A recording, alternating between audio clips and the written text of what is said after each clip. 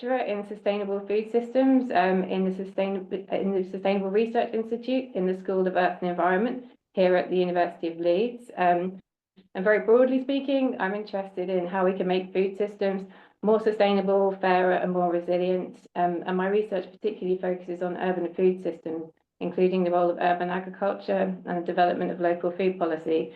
And more recently, I've been working on a project that looks at the potential of the right to grow as a way of making public land more accessible for communities to grow their own food. So I'm really excited to hear about the ways in which today's speaker has been considering resilience in the food system, and it promises to be a really interesting talk.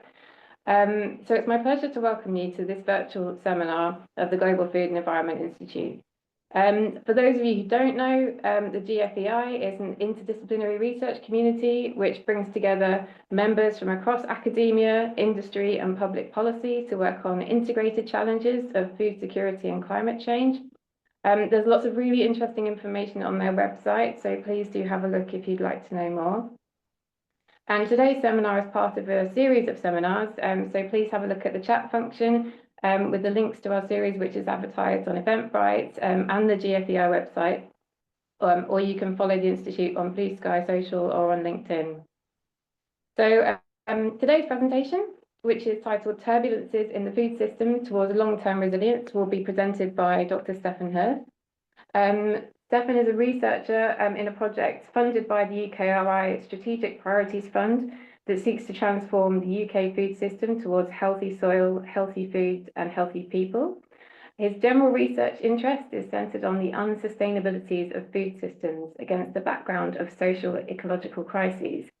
And he's examined food and packaging waste in the on-the-go food sector, as well as ecological and cultural ecosystem services provided by woodland-based food systems. So he brings a really interesting breadth of research experience to this. So before I hand over to Steffen, I'd just like to remind you of some of our seminar etiquette. So please ensure that your cameras and your microphones are switched off for the duration of the talk. The presentation will take about 20 minutes, so during which time, please do use the chat function addressed to everyone with your questions. And at the end of the presentation, there will be a 10-minute Q&A session where I'll collate questions from the chat and put them to the speaker. So can I also remind you that the seminar is being recorded and a recording will be made available via YouTube. So without further ado, I'll hand over to you, Steffen. Yeah, thanks, Rebecca, for this kind introduction. And I'm glad the technical difficulties always seem to work out in the last second, finally. That's great. And yeah, thanks for having me and allowing me to share our findings from the last 2.5 years that we've worked on the turbulences in the food system. Oh, I should actually put on the first slide. And yeah, so we thought about pathways to not just refill the empty shelves after recovering from a supply chain shock, but really to make the systemic changes that are needed to achieve resilience on the long run. And so us is the team led by William Young, who's the work package lead, and then there's Anne, Liz, Romain, Gulbano, and myself. We're all researchers from the Sustainability Research Institute and the Leeds Business School, and we are responsible for work package 6 of the H3 project, which is led in Sheffield, but at Leeds we're responsible for this package on improving resilience in supply chains. And we started out with the aim to increase resilience of consumer food behaviors and retailer practices, avoid business as usual reactions, and identify effective behavior change levers, though that behavior change shouldn't be regarded as sort of individual behavior, but we really think of it as at the collective systemic level. And I think that is really important to address the polycrisis that we are in. And some commentators have defined our era as the Capitalocene or the Apocalyptocene, really hinting at the systemic origins of these crises in the capitalist economic regime. And we are really not reducing the emissions that in the way we needed to maintain the targets of the Paris Agreement and not risk these tipping points in the global climate.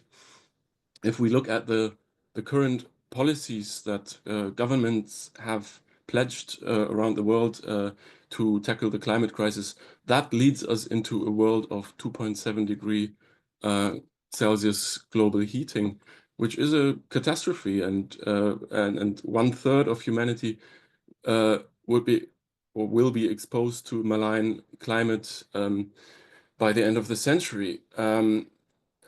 We have already transgressed 6 of 9 planetary boundaries. There's a crisis we barely even talk about, the 6th mass extinction in the history of the planet, biodiversity loss at an extreme scale. And with all that, we can expect civil unrest due to food shortages in the next decades if we don't have a complete turnaround. And that is why it's so important to understand resilience and understand its definition not just as the ability of a firm to respond to disruption, as it sometimes occurs in the literature, but that is a very microeconomic focus on the short-term recovery of the existing system. And yeah, in our project, we have tried to take an approach that's not just absorbing a shock by a system that we take for granted, but resilience is always a critical adaptive process that overhauls the system and transforms it into a state that is desirable. I'm not going to go deeply into methods, but just so you've got an idea of what we did. So we started off with a systematic literature review to understand resilient approaches according to academics and the scientific evidence. Then we did some interviews to understand the perspectives of farmers, manufacturers, retailers, agri-food experts, and associations on resilience. And it is those 2 points that I'm reporting from today. And there's a third point that we're still working on. So we did a Q method survey, a quantitative survey that then informed a stakeholder workshop that we've just conducted last week, but we're still analyzing the results of that. When it comes to research outputs, what we've already got is a policy and practice brief on improving resilience of supply chains in the UK. Then, 2 years ago, we had a blog at the GFEI website on the fruit and veg shortages we faced back then. And now we've got 2 brand new journal articles, one based on the interviews and one on the literature review. And that is basically what I'm summarizing today. And I want to start off with a bit of theories of systems change, because in the literature review that we did, we drew on the work of Donella Meadows, who's maybe more known for her work on the limits to growth, but she also did some conceptual work on how to intervene in the most effective way into systems and how to change systems. And she came up with these 12 points where, so the 12th one would be the weakest leverage point, which is just about sort of changing a few parameters in the system, a few subsidies, standards. It's about changing feedback loops in the system. But as David Epson, who was also recently at the Sustainability Research Institute for a talk, he's refined this concept as well. And he points out how this is sort of more mechanistic approaches to changing the system and tweaking it a little bit. Whereas the deepest leverage points, so according to Meadows, the number 1 leverage point is the power to transcend paradigms. So really to think beyond the system and also to change the goals of the system, really the intent, the underpinning values. And then my colleagues and I had sort of our own take on this, pointing out that sort of these shallow leverage points mean that the power relations are barely challenged, which makes them so acceptable in the policy landscape, whereas the deepest leverage points also deeply challenge the power relations, basically the foundations of the capitalist economic system, which makes them really hard to achieve and to advertise for. But that doesn't mean that deep change is not absolutely necessary to achieve the climate targets, the mitigation targets that materially are there. Now I'm coming to the results of this literature review, where we looked at different causes of food system or supply chain disturbance. So COVID, climate change, economic crisis, biodiversity decline. And you can see that out of the 101 studies in our sample, 68, so the vast majority, addresses COVID, and climate change only comes on a second place. Economic crisis and biodiversity decline are rather sidelined. Another insight is how biodiversity decline is often just sort of mentioned in a list alongside other factors like climate change and COVID, but is never really addressed empirically for its own sake. So our conclusion was that these resilience debate are sort of dominated by rather shallow responses to COVID-19, aimed to recover the system after those shocks.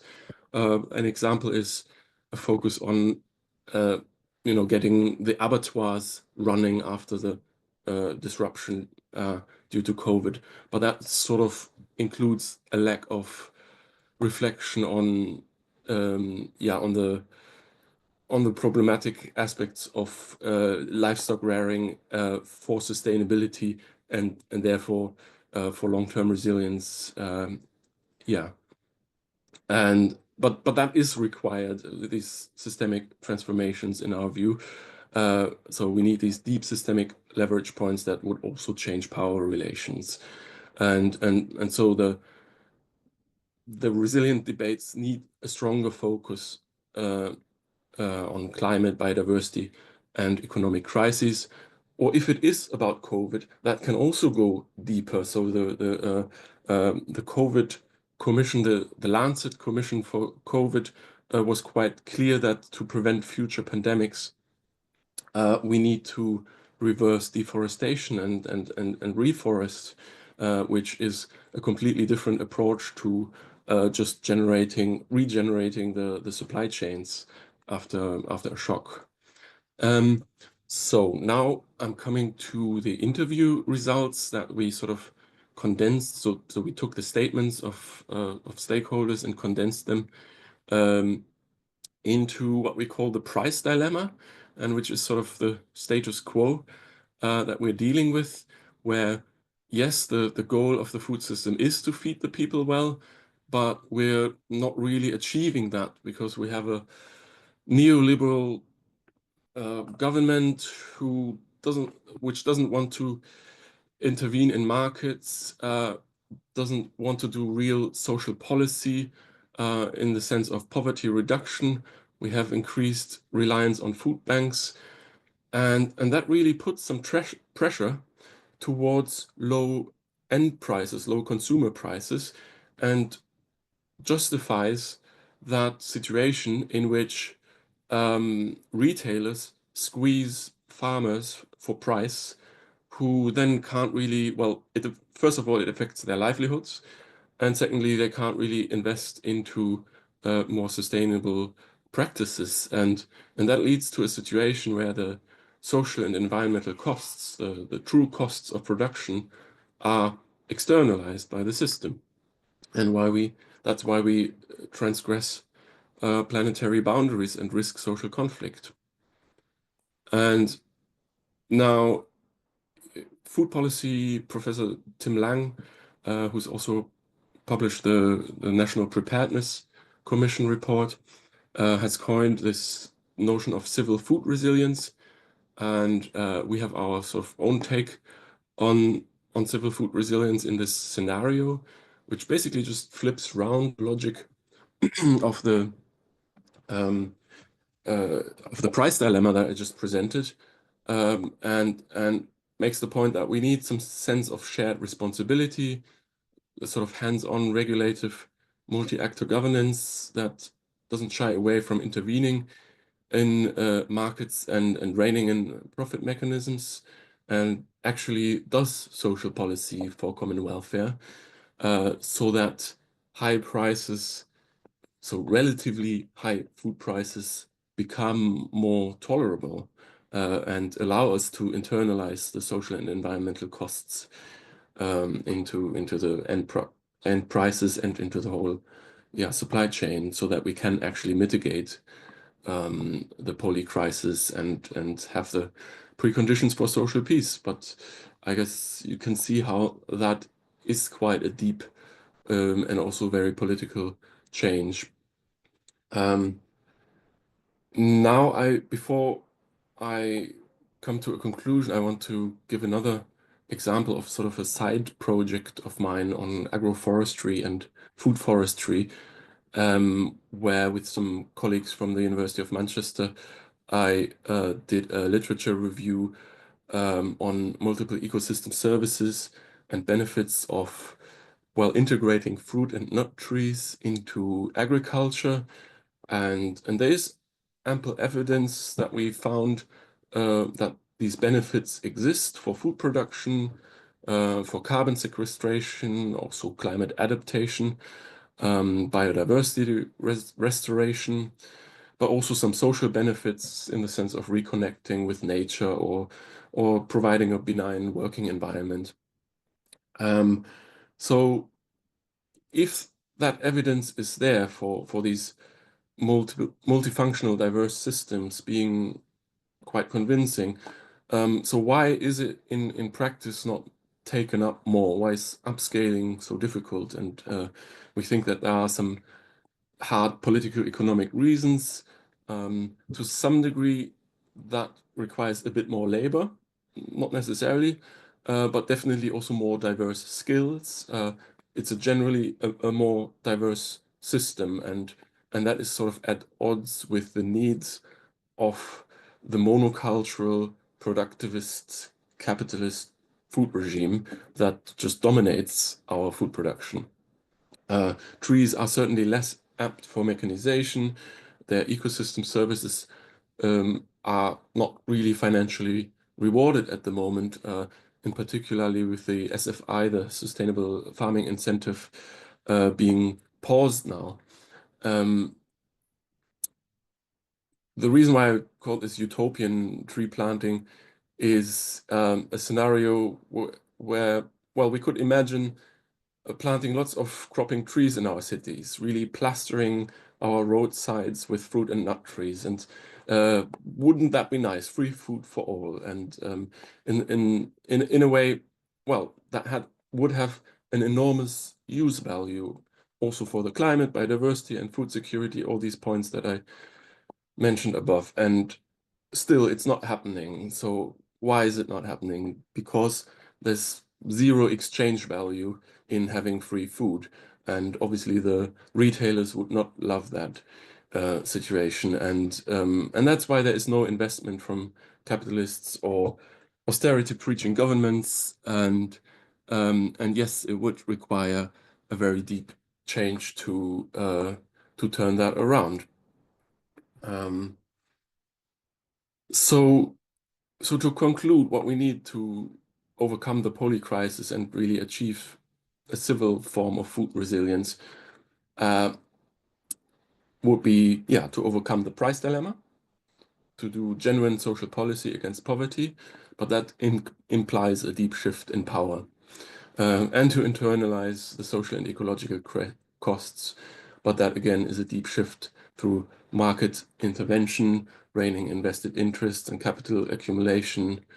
The transformation itself that's needed, I think, is not so unclear. I think from the literature on resilience, it is clear we need a rapid expansion of local seasonal plant-rich diets and fresh produce, and reduce the increasingly vulnerable globalized just-in-time production system and ultra-processed foods. We need organic and regenerative production practices, and the integration of perennial crops and tree crops is, in my view, quite essential to that. But on the political stage and the actor stage, we need that sense of shared responsibility for that systemic change to happen. A government that regulates and legislates for civil well-being, reining in corporate self-regulation, and also that the consumer choice paradigm, that perception that sort of it's only up to the consumer and their demand to change how we produce. Only then can retailers and farmers get active if the consumers demand it. I think that is a very depoliticizing stance that has dominated even academic debates in the last decades. But yeah, retailers and wholesalers in that scenario would have to accept being reined in, change their practices and their portfolios. Farmers need to accept and perform changes in production, and they need support for that, policy support.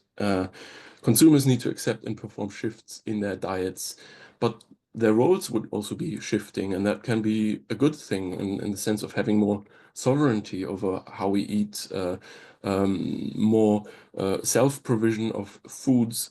And there's a lot to learn from, for example, East European food systems that have a greater deal of self-sufficiency.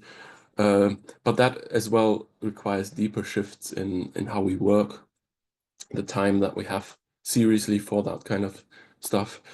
And that means we can't just look at the food system and look at how individual actors act within it or within the supply chain, but we have to address these economic, political, societal, technological structures.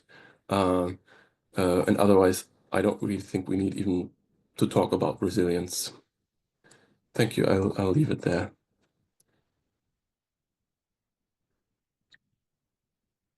And I've got 2 bonus slides that we can use for the discussion. Might not be needed. Great, thank you, Stefan. That was really, really interesting. I enjoyed hearing you talking about those sort of deep shifts that are required, and how a lot of the literature and the research sort of approaches something through a very particular, quite constrained lens at times. And while I think that that has its merits and its importance, it's good to be able to take that broader view and to see where those transitions need to take place. So we have a question. I'll read it out to you. So it's about stakeholders' perceptions of resilience. I'm not quite sure if there's a particular stakeholder in mind here, but in terms of stakeholders, how do they view resilience influence? Sorry, how does how they view resilience influence the actions and decisions they take from a business perspective? And do they focus on the recovery, or are they more focused on trying to avoid disruptions impacting them? So that's about sort of the prioritizing of recovery or of reducing personal impact. Yeah. I think, remembering the interviews that I did, I think most stakeholders or those who are producing are quite sort of on the ground. They are well aware of the changes that are needed for protecting biodiversity and the climate and all that. On the other hand, they are sort of realistic in the sense that they act within the confines of a market that they need to supply for, and they know that they can't change everything on their own. I mean, we've tried to express that in our article, that many are critical of just sort of blaming the consumer, or not blaming the consumer, but putting the responsibility on the consumer to enact changes and see that sort of there has been a lack of policy involvement and That doesn't mean that all of the stakeholders thought that way. There are still people who think, well, we shouldn't intervene. The state should sort of leave farmers and businesses to their develop their own culture. But overall, I think that being fed up with the current situation, overweight, and like a sense of realism that this needs sort of more legislative support. If that answers the question, I hope, a little bit. Yeah, I think it's a really interesting point, and I think sometimes when you're doing this research, especially within the crisis, the focus sort of has to be on, to an extent, maintaining the status quo, because the alternative as a business is thinking, I suppose, and it's only when you start to come out of that crisis that you can perhaps start to think about those broader societal needs, which obviously not everyone has the capacity for in their day-to-day anyway. Yeah. It's very interesting.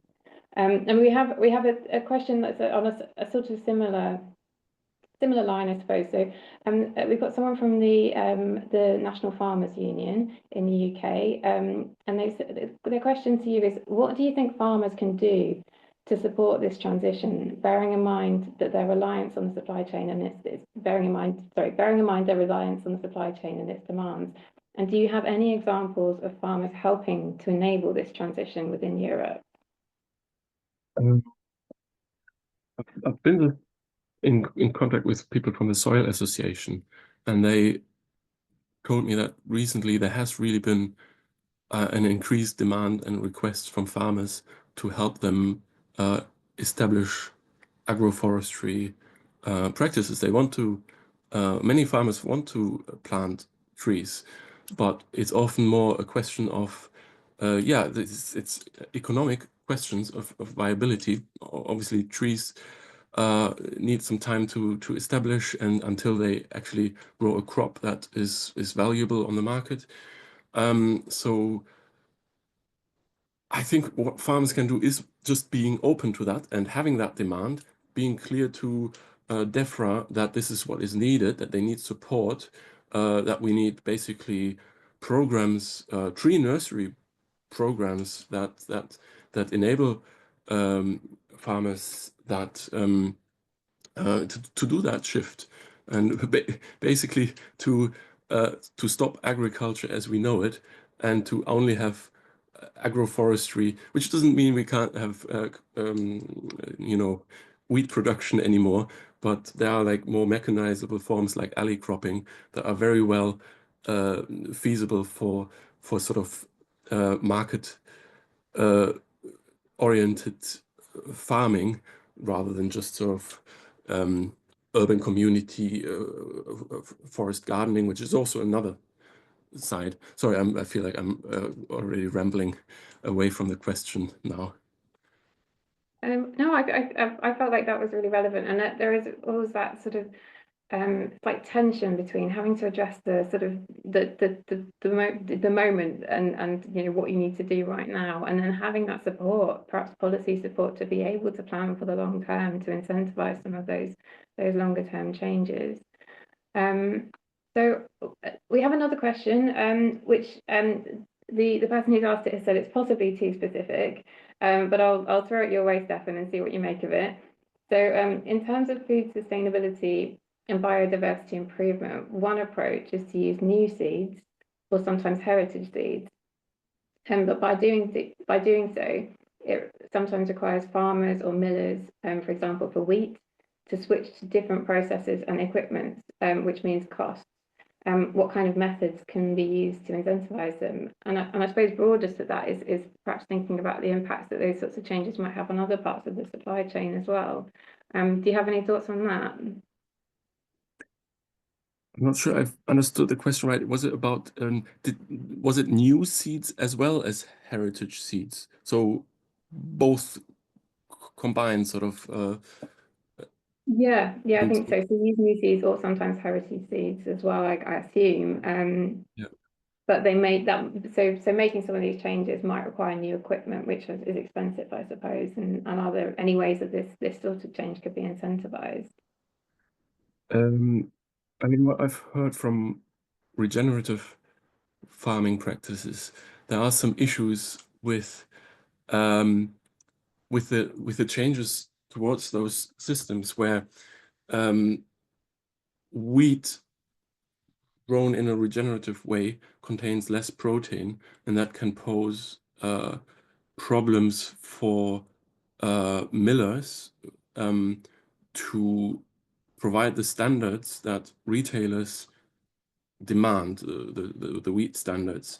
And there are alternative approaches. There's the Yorkshire Grain Alliance that a colleague of mine in the Fix Our Food project in York works on, that try to overcome these things, but also that I think would require some systemic shifts, some sort of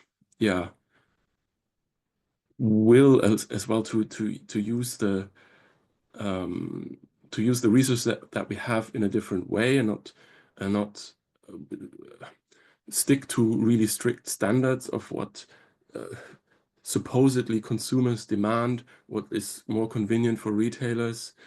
As at the moment, back to the regenerative agriculture, the issue is that this means that regenerative farmers can't sell the wheat for bread production, and the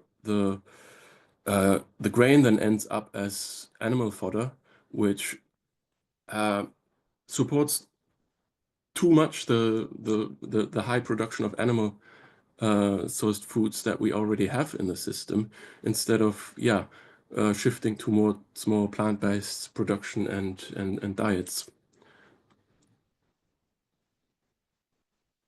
Yeah, absolutely. The next question that's come onto the chat is it's a big question, and we've only got 4 minutes left, so we can do our best.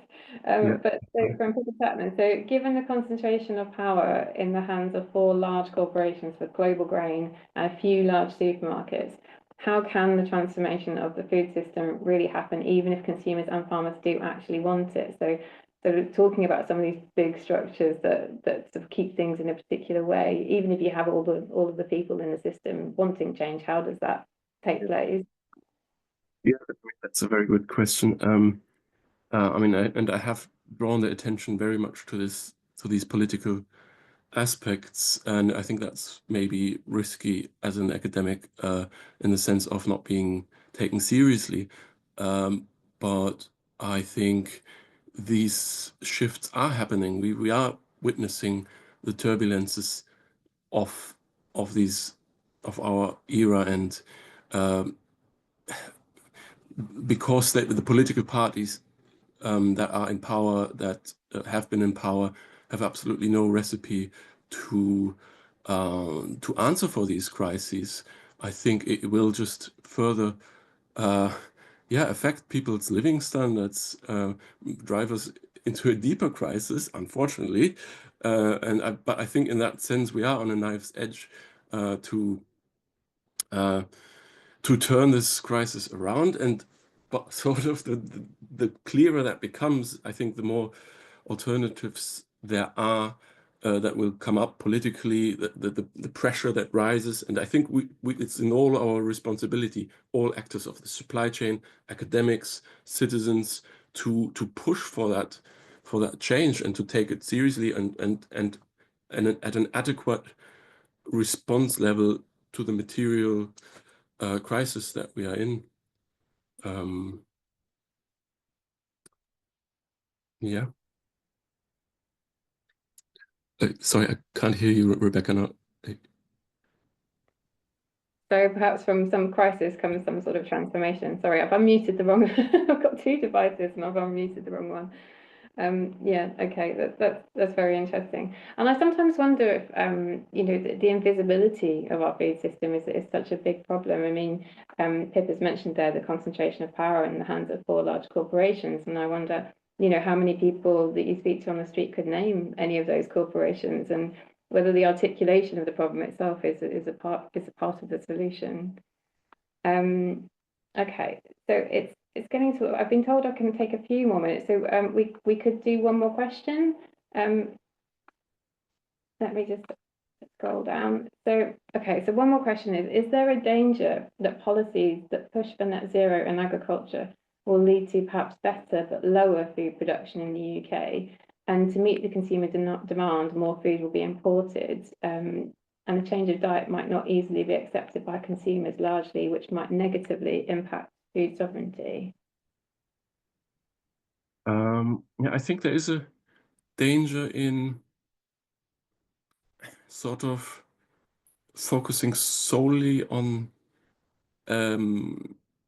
shifting biodiversity, shifting land use towards biodiversity and rewilding while still counting on food imports and without other steps that accompany that. So I absolutely want biodiversity restoration and rewilding, even if it's land use that is not for production, not for human consumption.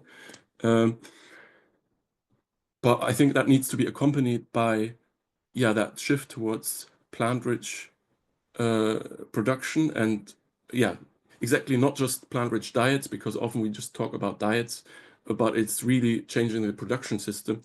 Oh, that actually allows me to take my bonus slide here, which is shows the extreme land use of beef and lamb pastures, dairy pastures. Is really the vast majority of land in Britain is used for animal production. So this is not a map in the classic sense that shows where things are located, but just how much surface area they take. And then the same amount of land is used virtually through imports from other countries. There's sort of some imperialist relation to other countries where we use the land area and also exploit the soils and that through our imports. And so if we don't reduce that, then we, I think, get into trouble of producing less foods. But if it comes along with reducing animal products, we actually free up land due to the conversion losses, the ratio of 10:1, the input of fodder, 10 units we need to put in to produce 1 unit of animal product, which means 9 units get lost to the system, are basically emissions, and that ratio is in favor of us if we reduce animal products now, and then we can free up land for both rewilding, but also a more resilient agroforestry and food production on for a plant-rich diet, which I think will enable us to alleviate some of the losses the yield losses that we are already experiencing from climate change right now. Yeah, absolutely. Okay, well, we've just gone slightly past the time, so I just wanted to say thank you again to our speaker, Steffen. That was really interesting talk. I really enjoyed it, lots to think about. And to say thank you to everyone for joining us. Hopefully see you at another one of these seminars in the series. Thank you as well for listening and for sharing, Rebecca.